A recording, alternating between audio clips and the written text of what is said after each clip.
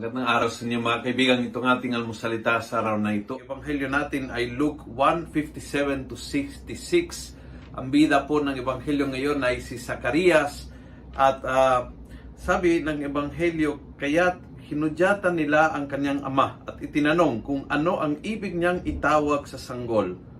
Tandaan nyo, at this point, pipi po siya. Humingi siya ng masusulatan at sumulat ng ganito, Juan ang kanyang pangalan.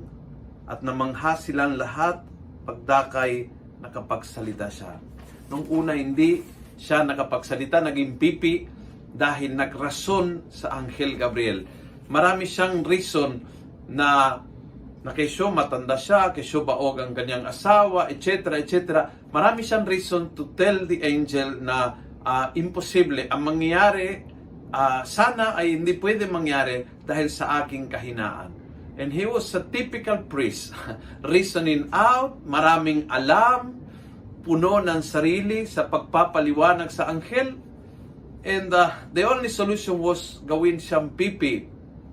And by making him pipi, ginawa ng anghel magpakumbaba. Natuto siyang tumahimik, mag-isip, magnilay, at magpasya na ayon sa kagustuhan ng Diyos, hindi sa sariling isip.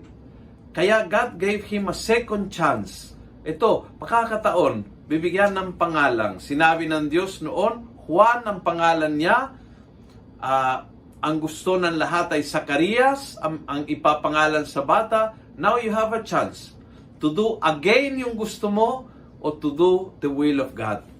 And this time, si Zacarias ay natuto ng kanyang lesson na walang hangin sa kanyang sariling isip at pinili niya ang gusto ng Diyos, pagdakay na kapagsalita.